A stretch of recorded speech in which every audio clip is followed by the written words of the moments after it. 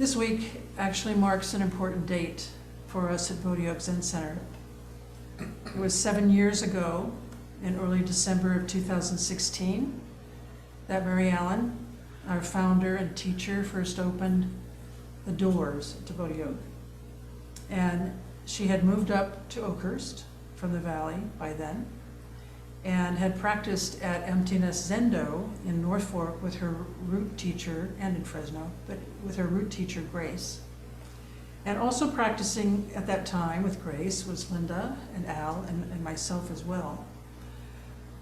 But we all knew Mary Allen, but Linda and Al one day asked to meet with her, and they got together and they proposed an idea that she open a Zen center to serve the mountain communities. And I think Mary Allen thought about it for a while before deciding that yes, she was going to do this. So there was a lot of planning, searching for a site, and there were several sites over the first year or so. And then an introductory meeting here in Oakhurst with quite a group of people, with Mary Allen able to talk about this vision of hers. And then Bodhi Oak Zen Center opened for good.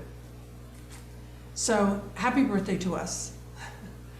And thank you, Linda and Al, for your foresight.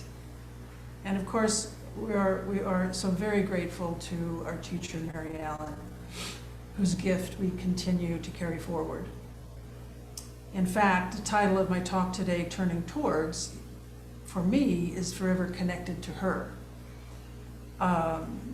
She often spoke to us about turning towards. And she titled her workshop on death and dying, Turning Towards. So these words for me, there's a deep root with Mary Allen with them, so they're significant for me this week as well. But it was, many decades ago before I knew Mary Allen that I first heard this expression, at least in a Buddhist context. And I just felt the first time I heard it that it just pierced me deeply. It felt that important to me.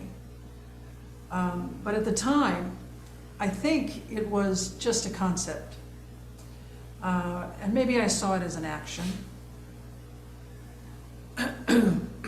But it took some time and practice to start to realize how fundamental this is to walking this path, to living life compassionately.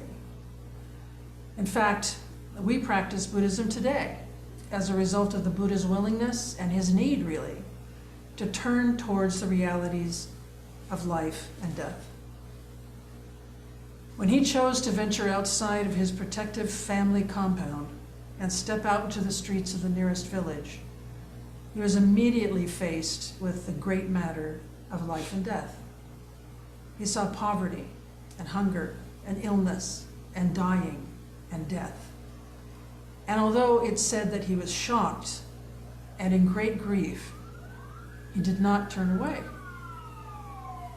He did not turn away from what he was seeing and what he was experiencing. And actually, he spent the rest of his life turning towards the realities of existence.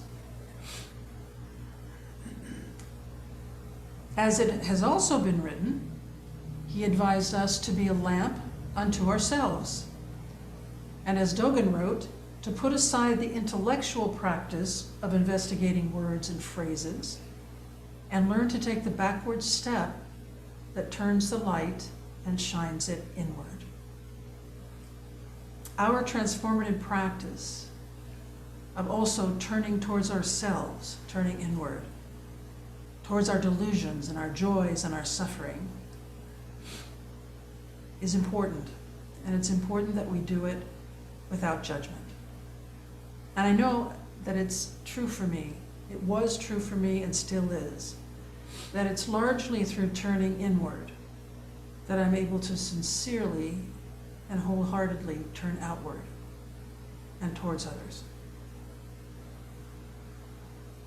And this notion of my talk today has been on my mind a lot these past few months.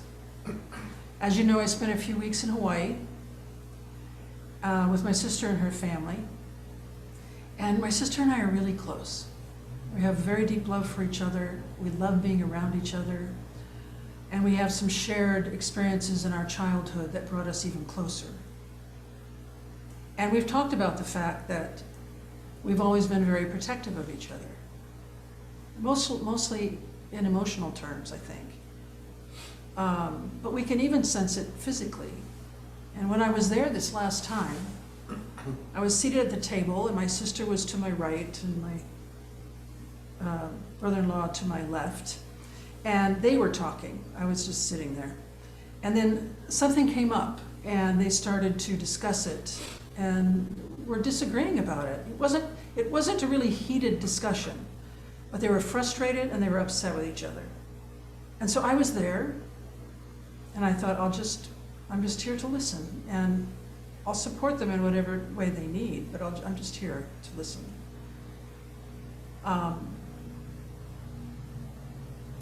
But as I was sitting there, I had this image in my mind. And it was a cartoonish image of myself. And this ear was like a huge ear, a huge megaphone over here. And this ear was just the ear that it is. And this ear, this huge ear, was right next to my sister, all the better to hear her with. And my left ear, okay, that was for Michael. And this is how I alerted myself to the fact that although I thought I was turning towards this experience, I was not really doing that because I had all kinds of bias coming into the moment. I was definitely hearing what my sister was saying and actually feeling a physical sensation in relation to it. But now that I say that I actually was hearing her, maybe that wasn't even true either. Because I was feeling very protective of her. And she and I have talked about this before. We've noticed that occasionally we even move our bodies in a way that provides a kind of protection for each other. So I found my body moving forward and kind of a little bit in between my sister and my brother-in-law. I was not turning towards them and the experience without judgment. And if we're honest, we are not showing up and being present and turning towards the suffering and the discomforts of others if our own prejudices and views and preconceptions are showing up too. You know, on the bulletin board here in the Zendo, actually, it's not on the bulletin board. It used to be, but it's in the drawer and I found it. There's this cartoon. And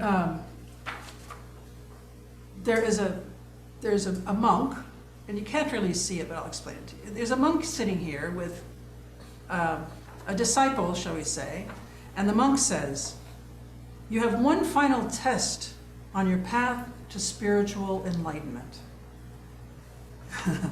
And the bottom picture is the monk amongst family at a Thanksgiving dinner. Now, there's usual things there. I mean, it could be, the text could be anything.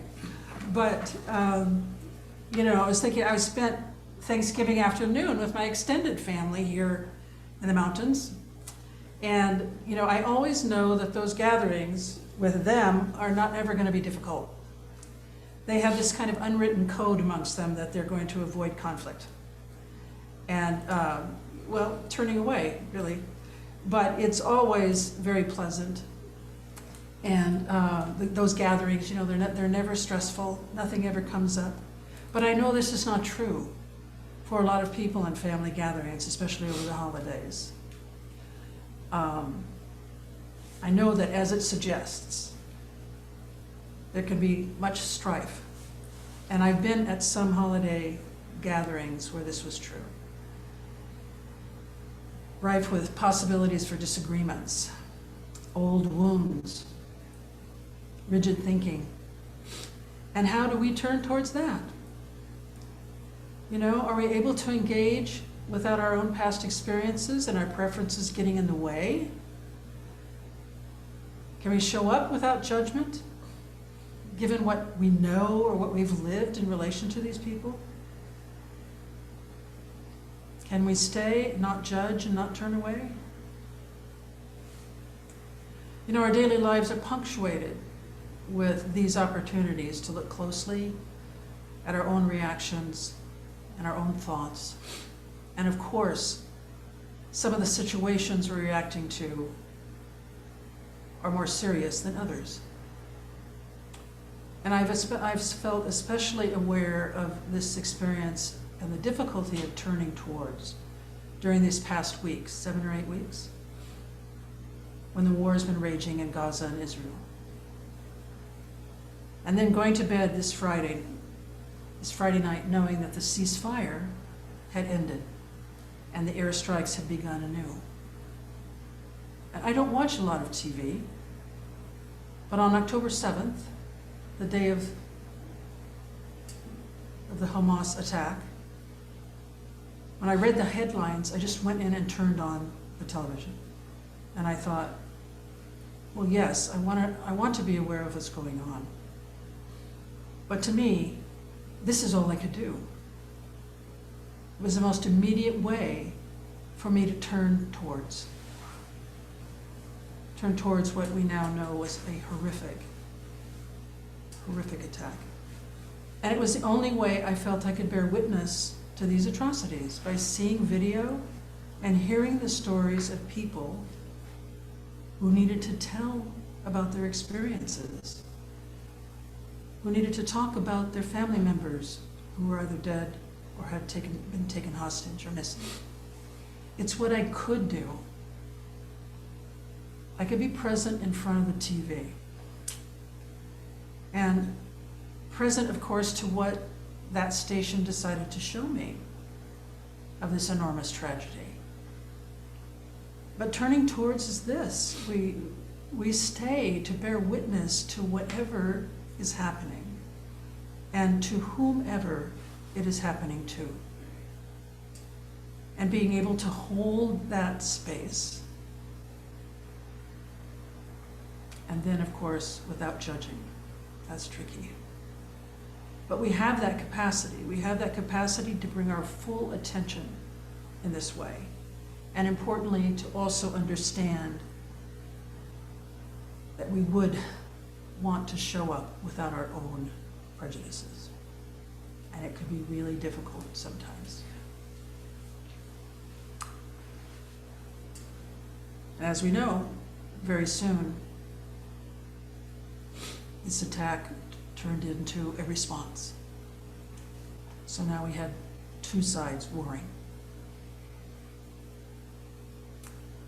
But when I thought about this, I thought, okay, first of all, it requires us to be grounded. It's something we practice in our sitting practice all the time. This mindfulness practice of being able to be present at all. I had many friends who reached out to me when this was unfolding in the beginning, and said, I watched this morning, I just can't do it anymore. It's too much. I can't watch it. It's too painful. And I respect that. But we've learned that when we're grounded, we can stay. We can bear it. And we do that in honor of the suffering of others. And we know that it's our own suffering that also allows us to be there.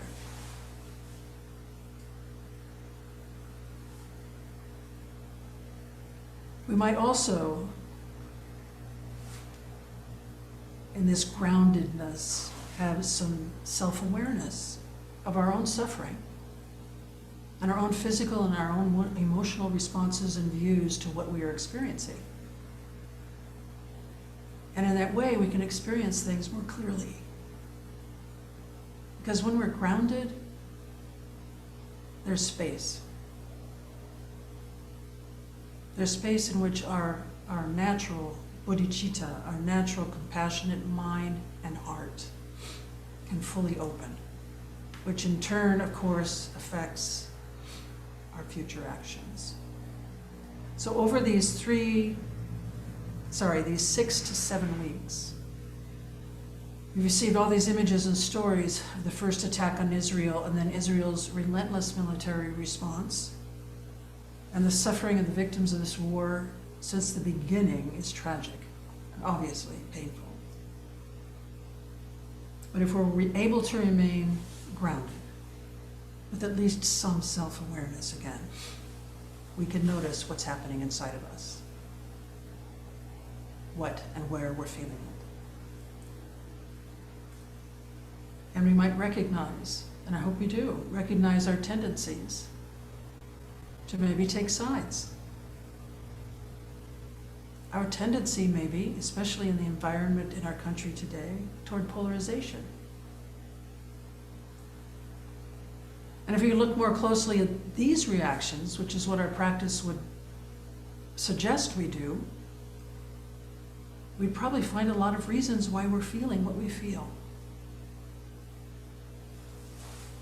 So if we can notice if we are taking sides, then we look closely at that. Chances are we may have our own fear, our own sense of being threatened, or harmed, or unsafe. And we shouldn't ignore these feelings either, and their roots, the seeds of them, but rather turn towards them in order to better understand them, which, of course, over time, can take away their power. Quite simply, when we take sides, we cannot openly listen. We cannot fully hear or see. We are not open to whatever arises because we have blocked some of it out. So it's important for us just to pay attention. Because if not, it creates a wedge between us and others. It can stand in the way of our ability to bear witness. At least to bear witness with equanimity and non-judgment. It can stand in the way of our ability to identify with the suffering of others. And if we are to take a side, it would be that of nonviolence and peace, would it not? So what can we do? His Holiness, the Dalai Lama, has emphasized the importance of altruism and compassion, and in his words, as a way to actually metabolize one's own sense of futility, of helplessness, of fear. And a genuine sense of responsibility, or feeling that, is really a result of our boundless compassion. It is our spontaneous feeling of empathy for others that can really motivate us to act on their behalf. You know, maybe we don't just give money to those suffering in Gaza and Israel. Maybe we find ways to volunteer that support that suffering across the region. Maybe we visit the Jewish temple in Fresno or the mosque, attend services. Maybe we try to meet people, Palestinians and Israelis and Jews, and have conversations. Maybe we sign the Buddhist petition for peace to President Biden that was originated by Hosan Alan Senaki, abbot of Berkeley Zen Center. A petition that condemns the horrific attacks by Hamas on October 7, but in clear and precise terms insists on a ceasefire and the end to the military response by Israel that is causing such devastation and suffering. Perhaps we can engage, open our hearts and minds in all kinds of ways so that we can experience this more fully, so that we can turn towards it more fully. But please, We must care for ourselves. Self-stewardship is very important. By having that kind of awareness of what our limits are, or what our capacities are, and to engage in activities that are fundamentally supporting us and life-affirming. Roshi Joan used to tell us a lot in the chaplaincy program, where we talked a lot about self-stewardship. And I remember her saying, we must care for ourselves just as we would take care of a child. Self-stewardship being essential for us to be civil citizens, really, in a world that is so highly fragmented and fraught. We've committed to this path. We have trusted in the teachings for many different reasons, perhaps, but our practice has always been focused on awakening to how things really are. And to do this, we mustn't turn away. We have the tools, and we have the capacity, and will always have, actually, so that we can keep turning towards.